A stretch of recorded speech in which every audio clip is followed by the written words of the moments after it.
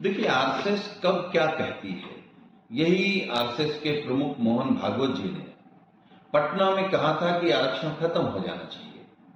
पटना की सम्मानित जनता ने, पिछड़े और दलितों ने मिलकर के जो जवाब दिया है वो आंखें खुल गई हैं। अब कह रहे हैं कि आरक्षण रहना चाहिए। आरक्षण कौन छीन लेगा? आरक्षण कौन खत्म कर देगा? इतनी हिम्मत तो किसी भी सरकार में नहीं है कि वो आरक्षण खत्म कर दे। हाँ, हम इस बात का उनका स्वागत करते हैं कि उनको भगवान ने सुबुद्धि दे दी है। वो बराबरी की बात कर रहे हैं, सम्मान की बात कर रहे हैं।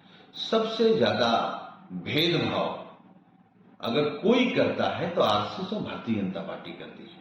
ये भेदभाव करना बंद कर दें तो देश में कुछ दिनों में ही बराबरी आ जाएगी और सबका सम्मान होने लगेगा। असली मुद्दों पर बात ना हो, इसलिए शगुफे लेकर के आते हैं। कभी वन नेशन वन इलेक्शन, कभी इंडिया बनाम भारत। अरे ना, लोगों को इंडिया में भी वही गर्व महसूस होता है, भारत में भी वही गर्व महसूस होता है।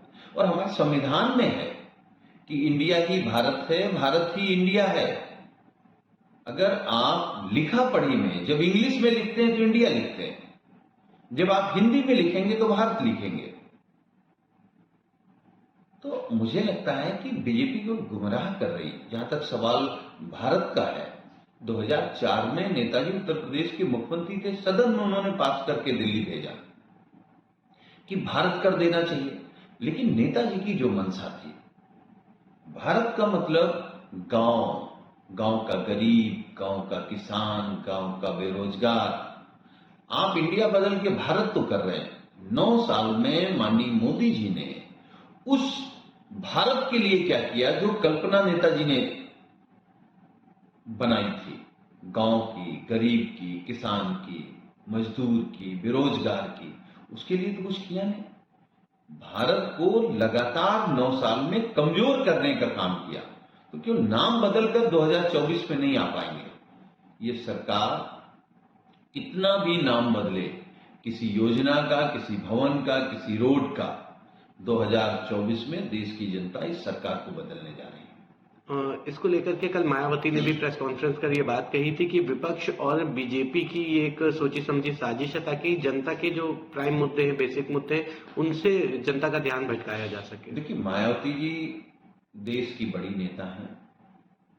इस दौरान पता नहीं उनको क्या हो गया, केवल बीजेपी की पक्ष वाली बात कर रही है। तो 2 गठबंधन है, एक इंडिया परिवार है, एक एनडीए परिवार है। आपको तय करना पड़ेगा कि आप इंडिया गठबंधन में रहेंगे, और अगर आप इंडिया गठबंधन में नहीं हैं तो ये देश की जनता जानती है कि आप एनडीए की तरफ हैं।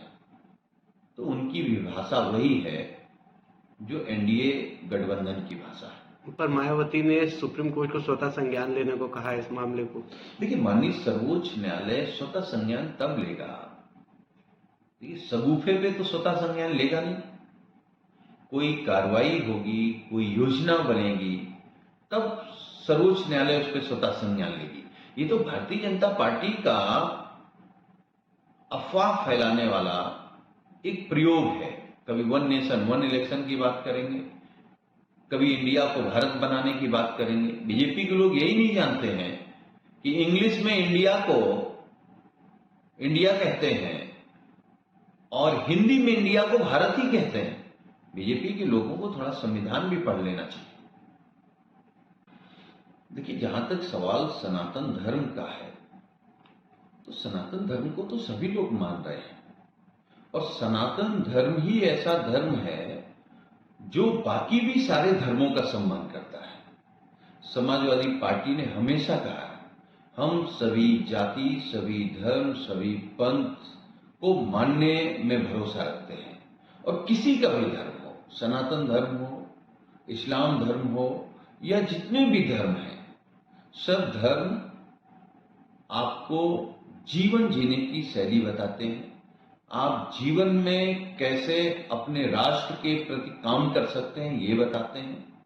हाँ, एक बात जरूर है, वो कोई भी धर्म हो जिसमें समानता नहीं है, ऊंच नीच है, बराबर की भागीदारी है, बराबर का सम्मान नहीं है,